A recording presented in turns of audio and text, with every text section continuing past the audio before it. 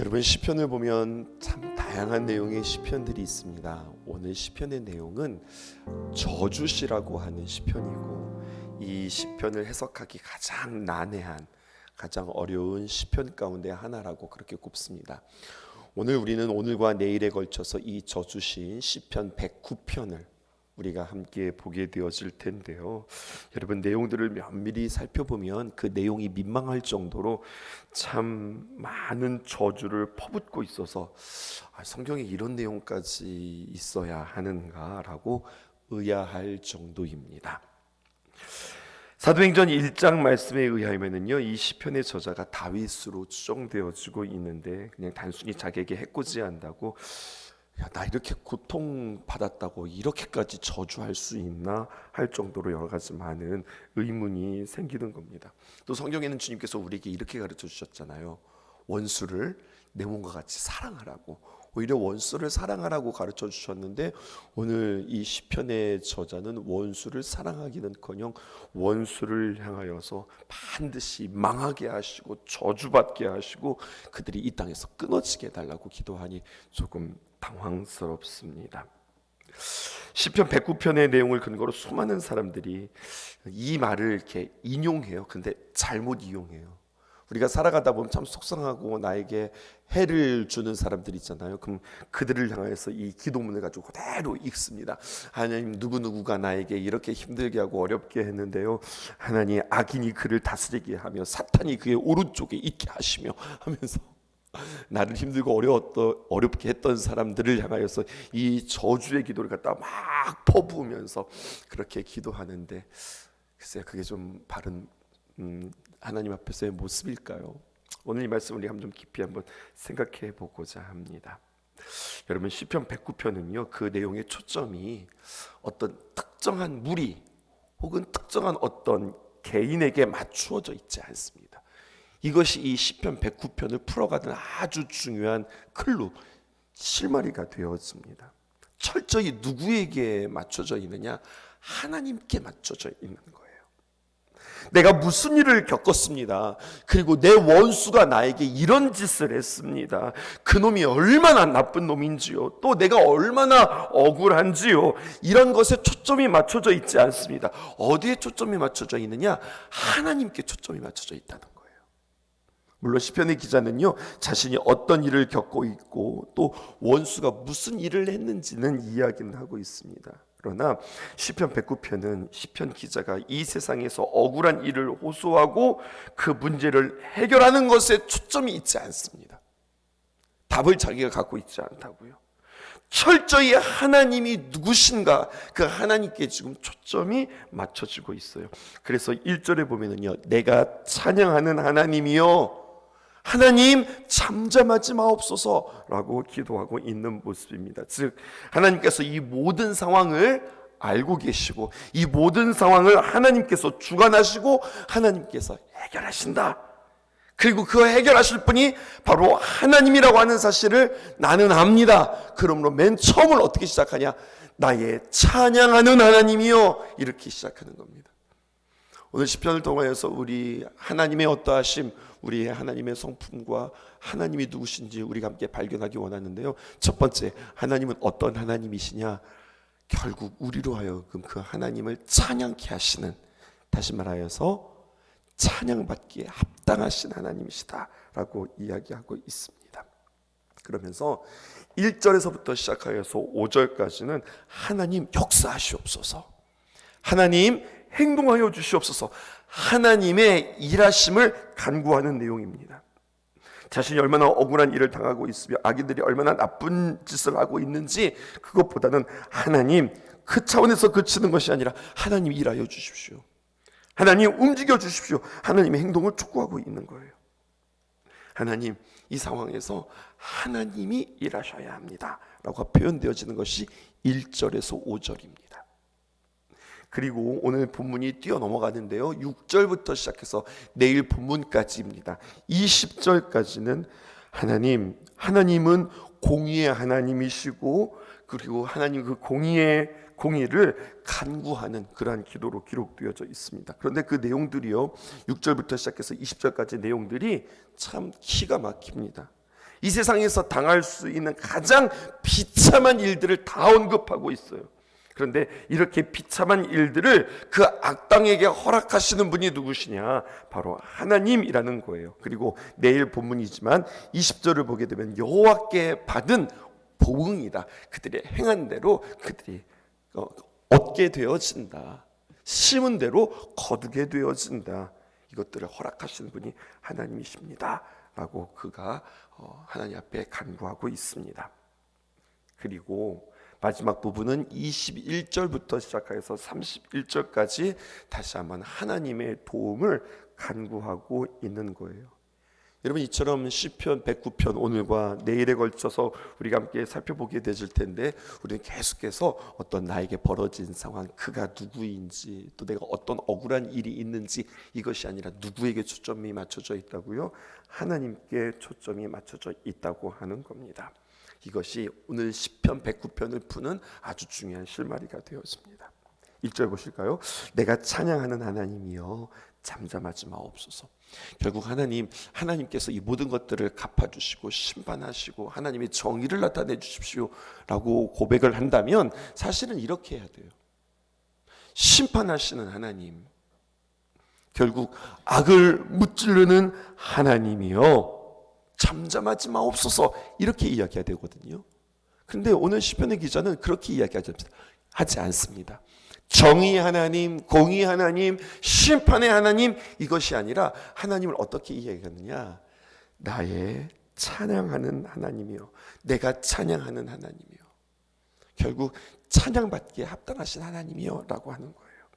여러분, 결국 이 시편의 기자는 이 기대와 이 소망이 있는 겁니다. 무엇인가? 잘 들어보세요. 결국 내가 지금 왜 이런 고통을 당하는지, 원수가 나를 왜 이렇게 괴롭히게 하는지, 내가 지금 왜 이렇게 힘든 일들 가운데 있는지 하나님은 난 알지를 못합니다. 그런데 내가 아는 것 한 가지가 있습니다. 하나님이 이 문제를 어떻게 풀어가실지도 나는 잘 모르겠습니다. 하지만 내가 아는 것 한 가지가 있습니다. 그것은 무엇이냐? 하나님이 결국 나로 하여금 찬양하게 하실 하나님이라는 것입니다. 내가 이것을 신뢰합니다. 이걸 가지고 있어요.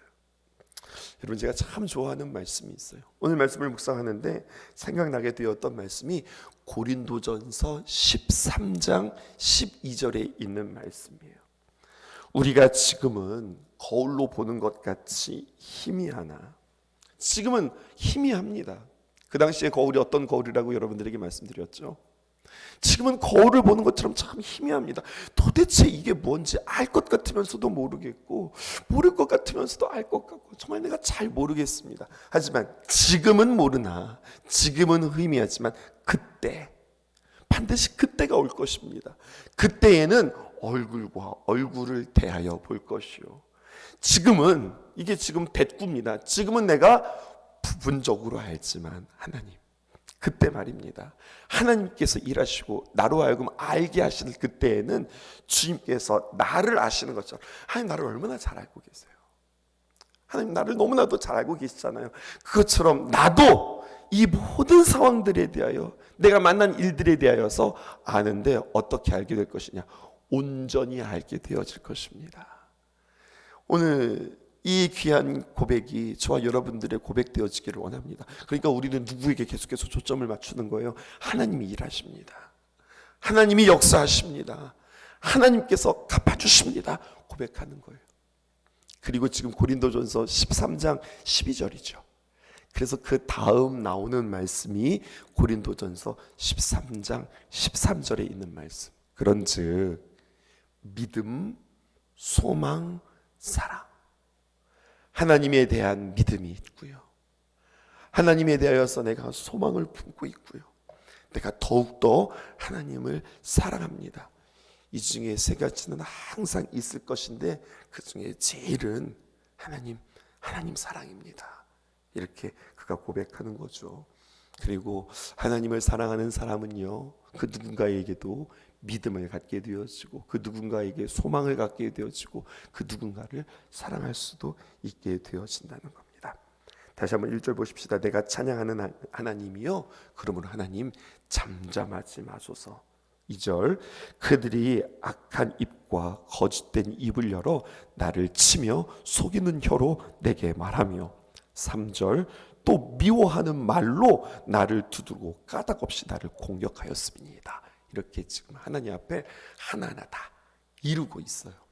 근데 지금 원수가 어떻게 하고 있습니까? 2절부터 시작해서 3절까지 어떤 물리적인 것들을 가하거나 가격을 하거나 그의 육체에 고통을 준 것은 아니에요. 물론 뒤에 보지만 나중에 보면은요 어떤 신체적인 상해나 공격적인 이야기들도 나오기는 해요. 근데 그것만 있는 것이 아니라 일단은 말로써 말입니다. 악한 입, 거짓된 입, 그리고 속이는 혀, 미워하는 말. 여러분 무엇입니까? 그가 여러 가지로 상처를 받는데 특별히 말로도 상처를 받았다는 거예요. 여러분 우리는 그래요. 여러분 말을 들으면은 못된 말을 들으면 나의 육체가 아픕니까? 육체가 아프진 않아요. 어떤 도구를 가지고 또 무기를 가지고 아니면 신체로 가격을 하면은 나의 육체가 아프죠. 근데 말을 한다고 내 육체가 아픕니까? 그건 아프지는 않아요. 근데 여러분 내 육체가 아프지 않은데 그 말을 들어서 나의 심령이, 나의 영혼이, 나의 마음이 아주 아파요. 쓰라리도록 아파요. 참 힘겹도록 아파요. 하나님 앞에 우리는 이런 존재로 지어졌다는 겁니다. 짐승에게 가가지고 막 욕해보세요. 막 뭐라고 해보세요. 그 짐승이 아픈가? 아프지는 않아요. 그런데요 막 뭐라고 하잖아요. 눈치는 봐요. 눈치는 봐요. 아니 짐승도 눈치는 보더라고요. 이 말씀을 통하여서 이 악한 자가 고난당하는 모습을 통하여서 우리는 알 수 있는 것, 우리의 언어가 그 누군가에게 아주 심각한 심령에 가격을 줄 수도 있겠구나. 우리의 말이 그 누군가를, 그의 심령을 죽일 수도 있겠구나. 우리의 입술의 고백들이 오히려 거꾸로 우리는 우리의 자신들을 돌이켜볼 필요가 있겠습니다. 또 한 가지는요, 오늘 성경에 보니까 이렇게 이야기하고 있어요. 5절 말씀 보실까요? 4절부터 보십시다. 나는 사랑하나 그들은 도리어 나를 대적하니 나는 기도할 뿐이라. 5절 그들이 악으로 나의 선을 갚으며 미워함으로 나의 사랑을 갚아싸우니, 이렇게 표현하고 있어요. 또 한 가지 우리가 기억해야 할 것, 하나님은 어떤 하나님이시냐? 그 하나님은 내가 하나님을 온전히 의지할 수 있는 나의 기대가 되어주시는, 기대가 되어지는 어떤 소망이 된다 이런 것도 되지만 중의적인 의미가 있는 것 같아요. 하나님을 이렇게 기댈 수 있는 하나님이라는 거예요. 근데 오늘 시편의 기자를 보니까 그는 어떻게 했습니까? 나는 어떻게 했다는 거예요? 미워했다는 거예요? 사랑했다는 거예요? 사랑했다고 이야기해요. 하나님, 나는 사랑했습니다. 그런데 그들이 도리어 나를 대적합니다. 또 5절 보세요. 그들이 악으로 나의 선을 갚으며, 나는 그들을 사랑했고 또 나는 그들에게 어떻게 했습니까? 선을 베풀었습니다. 그런데 그들은 나에게 어떻게 갚았습니까? 악으로 갚았습니다. 또 미워함으로 나의 무엇을 갚았다는 거예요? 나의 사랑을 갚았습니다. 시편의 기자는 정말 대단하지 않아요? 내가 그들에게 정말로 참 사랑했고 또 선을 대했고 사랑으로 했다는 이야기예요. 성경에 보면요, 정말로 그러한 어떤 정황들을 보게 되어져요. 사무엘상 24장 그리고 26장에 보면 여러분, 원수 사울을 죽일 수 있었던 결정적인 상황이 다윗에게 있었던 거 여러분들 아시죠? 2번씩이나 원수 갚는 일들이 그에게 기회가 있었지만 그는 그때마다 고백했어요. 뭐라고 고백하냐? 원수 갚는 일은 사람에게 있지 않습니다. 원수는 하나님께서 갚아주십니다 라고 하고 자신의 칼을 들어서 직접 원수에게 보복하는, 사울을 죽이는 일이 그에게 없었습니다. 오히려 사울 죽이기를 두려워했어요. 왜? 아무리 악하다 할지라도 하나님께서 기름 부어 세우신 주의 왕입니다, 주의 종입니다 라고 하는 믿음이 그에게 있었어요. 또 사무엘하로 넘어가 볼까요? 사무엘하 18장에 보면은요, 다윗의 아들이었지만 다윗의 원수가 되었던 압살롬, 그가 그를 막 공격합니다. 그리고 그 패거들이들이 함께 있었어요. 그래서 오히려 그 아들의 반역으로 인하여서 다윗이 막 쫓겨가게 되어집니다. 예루살렘을 떠나는 길에 딱 보았더니 지금 전체적인 분위기가 다윗이 아니라 압살롬 편이거든요. 그러자 아주 교활했던 시므이가 뭐라고 이야기하느냐, 얼른 이 압살롬에게 붙어서 이 다윗을 막 저주합니다. 근데 그 모습을 누가 들었느냐? 다윗 옆에 있었던 군대 장관 요압이 들었습니다. 그리고 그의 동생 아비새가 뭐라고 하느냐, 이렇게 이야기해요. 죽은 개 같은 시므이, 저거 그냥 놔둡니까? 당장에 가서, 우리가 아무리 지금 쫓겨가도 그렇지, 당장에 가서 칼을 뽑아 저의 목을 잘라버릴까요? 그렇게 이야기하는데 뭐라고 이야기합니까? 다윗이 그 저 시므이를 죽이지 말라, 손대지 말라, 하나님께서 행하신다라고 이야기하는 거예요. 그 대목 한번 읽어드릴게요. 사무엘하 16장 10절에서 12절. 본문은 준비되어져 있지 않습니다. 제가 읽어드릴게요. 왕이 이르되 수르야의 아들들아, 내가 너희와 무슨 상관이 있느냐? 그가 저주하는 것은 여호와께서 그에게 다윗을 저주하라 하심이니 내가 어찌 그리하겠느냐 할 자가 누구에게 있느냐 하고, 또 다윗이 아비새와 모든 신하에게 이르되 내 몸에도 난 아들도 내 생명을 헤아려 하거든 하물며 이 베냐민 사람이라. 여호와께서 그에게 명령하시는 것이니 그가 저주하게 버려두라. 혹시 자, 이 말이 중요한 거예요. 내버려둬. 이것으로 끝난 게 아니에요. 혹시 여호와께서 나의 원통함을 감찰하시리니 오늘 그 저주 때문에 여호와께서 선으로 내게 갚아주시리라. 여러분, 하나님께서 갚아주신다, 하나님께서 하신다라고 이야기하는 거예요.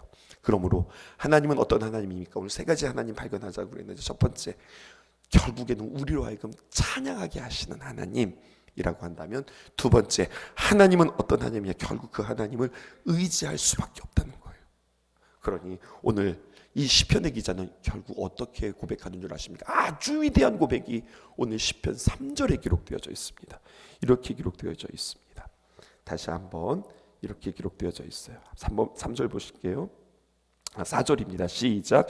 나는 사랑하나 그들은 도리어 나를 대적하니 답답해 죽겠다, 속상해 죽겠다, 억울해 죽겠다가 아니라, 여러분 그 다음 표현이에요. 그러니 나는 사랑했지만 도리어 나를 대적하였으니 나는 뭐 할 뿐이라? 나는 기도할 뿐이라. 아멘이세요? 이 말이 너무 멋진 표현이에요. 나는 그러니 원수가 풀 것이다. 그러니 나는 보복할 것이다. 나는 때를 기다릴 것이다. 이게 아니라 뭐예요? 나는 기도할 뿐이라. 기도나 하지 뭐, 이게 아니라 나에게 유일한 방법은 기도뿐이니라. 기도만 하겠다라고 고백하는 거예요. 하나님은 어떤 하나님이시니까? 우리의 의지가 되어주신 하나님이고 우리가 기댈 수 있는 하나님이니까 결국 하나님께서 모든 것들을 다 아시고, 그리고 하나님께서 갚아주시니까. 그러면서요, 여러분, 6절부터 시작하여서 15절까지 저주의 기도가 정말로 쫙 진행되었습니다. 근데 여러분, 이 저주의 기도를 통하여서 우리가 한 가지 알 수 있는 게 있어요. 이것을 통하여서 오늘 성경에는 잘 드러나 있지 않지만 세 번째 하나님을 우리는 발견하게 되었습니다. 그 하나님은 어떤 하나님이냐? 여러분, 이것은 조금 표현하기 어려운데 한번 잘 들어보세요. 어떤 하나님이냐면 우리를 정결하게 하시는 하나님이에요. 한번 입장을 바꿔서 생각해 보자고. 하나님, 악한 일을 다스려서 사탄이 저의 오른쪽에 있게 하시고 심판을 받을 때에 죄인이 되어서 나오게 하시고, 하나님 저가 뭐 이렇게 되게 해주시고 저렇게 되게 해주시고 막 그를 향하여서 하나님 일하여 달라고 하나님께 초점을 맞추고 하나님의 행하심을 바라보고 있잖아요. 근데 그 가운데 그가 믿는 것 한 가지가 있어요. 그것은 뭐냐? 하나님은 악을 내버려 두지 아니하시고 악에 대하여서 반드시 보응하시고 심판하시고 처리하시는 하나님이다. 이거를 믿고 있는 거예요. 그러니 그런 하나님 앞에 내가 함부로 살아갈 수 있겠습니까? 하나님, 저가 저렇게 악을 행하였으니 하나님 심판해 주십시오라고 고백하고 기도하고 간구하는 그의 삶 가운데 지금 심판을 하나님 앞에 요청하는 그가 그는 어떻게 살겠어요? 하나님은 어떤 하나님입니까? 심판하는 하나님이다. 그렇게 심판하는 하나님을 그가 아니 자기가 심판받을 짓을 하면서 살겠어요? 여러분, 이 하나님을 만나게 되는 겁니다. 하나님은 이 많은 일들을 통하여서 그 하나님 앞에 간절히 간구하고 기도함으로 통하여서 나는 저렇게 하지 말아야 되겠다. 나는 저렇게 살 수 없다. 나는 지금 내가 행했던 사랑과 선과 그리고 의의 모습들을 나는 버리지 않겠다. 나로 하여금 정결케 되어지는 그 하나님을 우리는 만나게 되어지는 겁니다. 그래서 세 번째, 하나님은 어떤 하나님이시냐? 우리를 정결하게 하시는 하나님. 우리는 이렇게 하나님을 발견할 수 있어요. 여러분, 오늘 이 말씀을 통하여서 우리는 이렇게도 기도할 수 있구나. 이게 뭐지? 라고 생각했는데 하나님이 얼마나 그에게 가까우면 분명한 사실이 이 시편의 기자는 하나님은 내 편이시구나. 내 편이시구나. 하나님, 내가 이렇게 속상합니다. 하나님, 저 원수가 나에게 이렇게 했는데 하나님께서 이렇게 갚아주셔야 되겠습니다. 이 모든 기도의 첫 번째 관계는 뭐냐면 하나님은 지금 내 편이라고 하는 사실이에요. 그러니까 무엇일까요? 그는 하나님 앞에서 부끄럽지 않은 거예요. 속상하고 힘든 일들을 만날 때 하나님, 제가 잘못해서 그렇죠. 저의 죄값이지요. 제가 참 어리석어 그래요. 라고 하나님 앞에 고백하는 경우도 참 많이 있거든요. 그냥 우연이 아니라 가만히 생각해 보면 하나님, 내가 잘못한 게 있어요. 하나님, 내가 참 부족한 게 있어요. 그래서 어쩌면 내가 이렇게 이러한 일들을 당하는 것을 통하여서 하나님, 내가 깨닫게 되어져요. 이렇게 우리가 기도하게 되어지는데 오늘 시편의 이 기자의 모습을 통해서 그는 얼마나 하나님 앞에 치열하고 철저하게 살아갔던가, 이렇게도 우리가 또 해석할 수 있게 되어진 것 같습니다. 오늘 이 말씀을 통하여서 하나님, 결국 우리로 하여금 찬양케 하시는 하나님, 그래서 오직 우리는 하나님께만 기댈 수밖에 없습니다. 또 이 일들을 통해서 나의 모습을 그냥 억울하고 속상한 것이 아니라 이렇게 심판하시는 하나님을 기대하니 나는 주 앞에 더 정결하게 나아갑니다. 고백하는 귀한 그 하나님 앞에서의 우리의 자세 되어질 수 있기를 주님의 이름으로 축복합니다. 기도하겠습니다. 아버지 나라, 주님 오시는 그날 완성되리. 푸른 고대 안에 주님 오시는 그날은 마라나타. 비록 부족함과 슬픔 많아도 주를 알아갈 때 참 만족이네. 우린 기대하는 주님 오시는 그날을 마라나타. 주 다시 오시는 그날에 우리 보게 되리. 모든 나라와 모든 열방이 주께 경배하는 그날은 주님의 뜻이 하늘에 이루어지듯 이 땅에 이루어지는 그날, 모든 아픔 모든 눈물 모두 씻겨지리. 부활의 영광 이 땅에 이루어질 때 새 노래로 찬양하리라. 주를 향한 주를 위한 승리의 노래를 선포하리.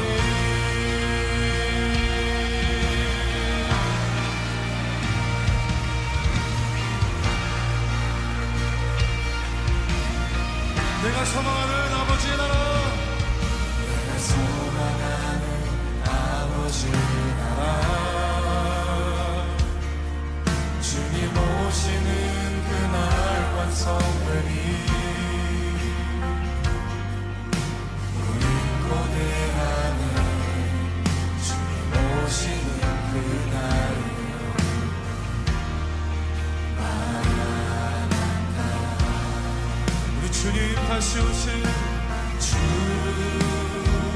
다시 오시는 그날에 우리 보게 되리 모든 나라와 모든 영광이 주께 경배하는 주님의 뜻이 하늘에 이루어지듯 이 땅에 이루어지는 그날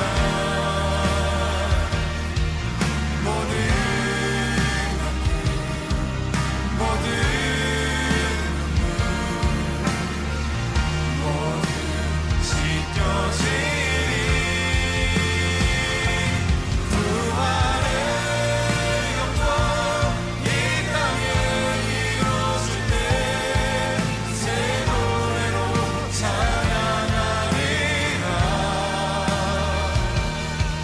주를 향한 주를 위한 승리의 노래를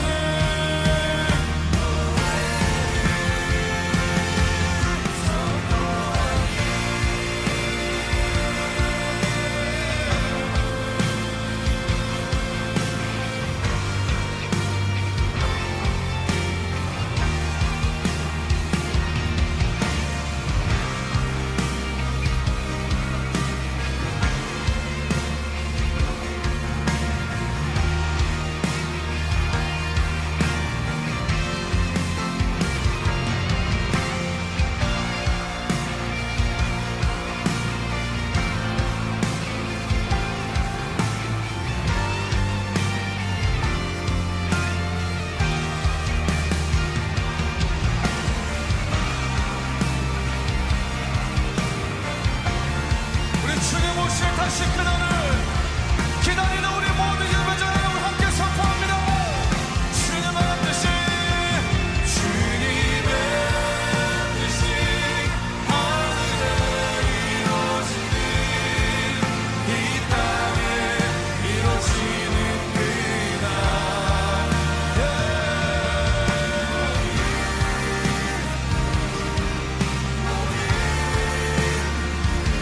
모두 씻겨지네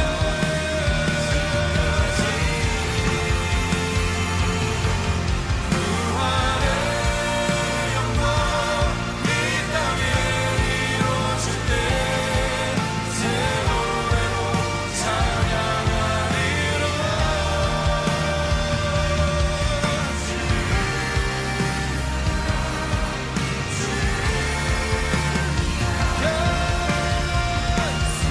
우리 다시 한번 선포합니다. 주님의 뜻이 하늘에 이루어지듯 이 땅에 이루어지는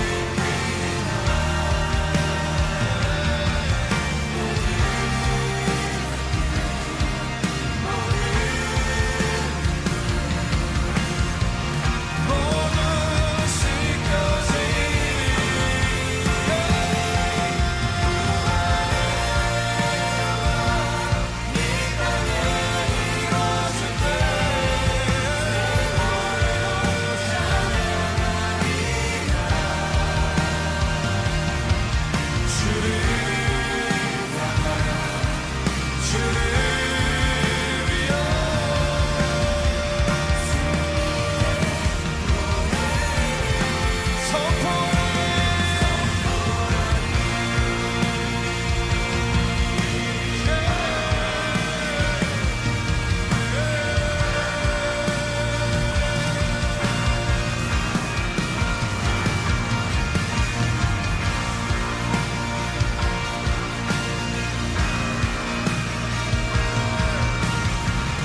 이렇게 선포하며